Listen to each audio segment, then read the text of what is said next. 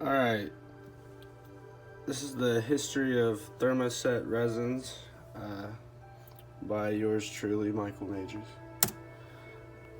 So a little intro, what is a thermoset resin? It's a polymer that is irreversibly hardened by curing from a soft, solid, or liquid-free polymer or resin. Why thermosets? They're cheap, they have great properties, and they're able to be like mass produced, unlike a lot of the other materials being used back in the day. The downside, they have little to no use as a plain resin. They require like additive chemicals and fillers and whatnot, and they can't be recycled. They can just be reground up and used as fillers themselves. So the first thermoset was made in 1855 in England by Alexander Parkes. He mixed cellulose nitrate with camphor to make what he called Parkesine. I think I spelled that wrong. And it was used as a waterproofer for woven fabrics. John Wesley Hyatt acquired the patent later on to replace ivory and make billiard balls. And later it was used to make detachable collars, cuffs, and stiffened shirt fronts. It stopped being used in clothing because it had flammability issues. Things were catching on fire pretty easy. But it eventually found a new use in the making of photographic film. That's what that was made out of, celluloid. And after celluloid, we had Bakelite. Was made by Leo Bakelin in 1909. It was the first fully synthetic plastic. This was like the first like real game changer in production for plastics. It was known as the plastic with 1,000 uses, or material with 1,000 uses and whatnot. It had great heat resistant properties, and it was non-conductive, so it was used in a lot of insulated settings, whatever. The Bakelite Corporation was formed in 1922. It was in the first factory was made a few years later, and Bakelite really changed the game because it allowed people to look like they're wearing expensive jewelry and whatnot, but it was made out of Bakelite and not the expensive materials people used back in the day. The rich people didn't wear it though. They were like, nah. And then after that, there's Urea Formaldehyde. Fritz Pollack and his co-workers in Vienna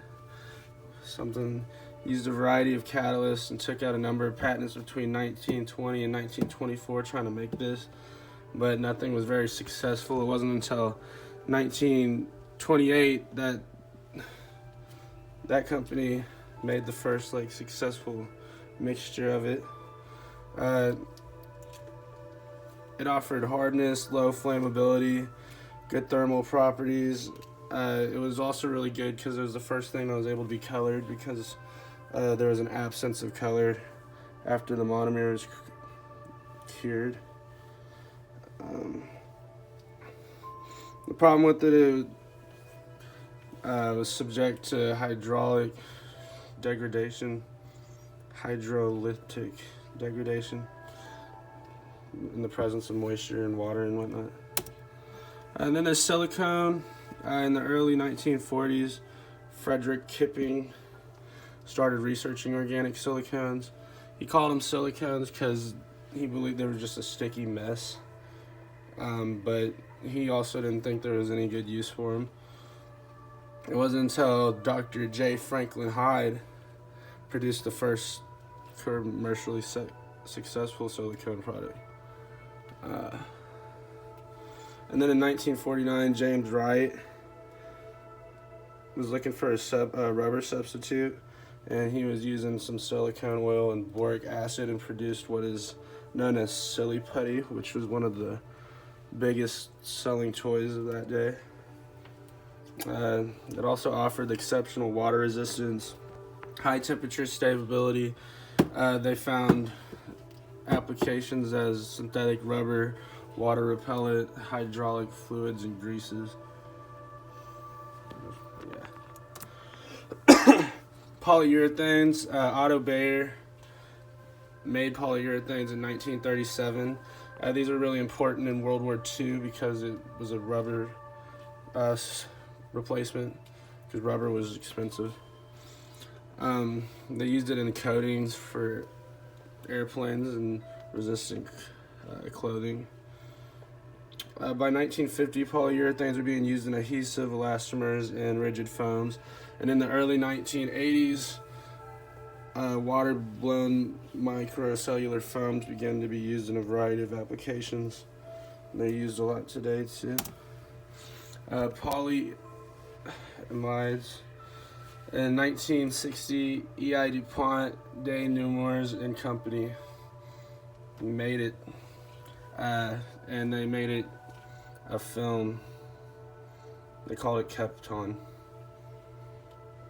for varnishes and electrical applications. And then it was later used in molding powders, laminating resins, foams, composite materials, and especially high performance adhesives. They have excellent heat resistance, electrical solvent resistance, flame retardance, abrasion resistance, a lot of resistances. So it was used in a range of like a lot of critical applications, like NASA uses it in the military, and it's used in like nuclear settings because it's really good.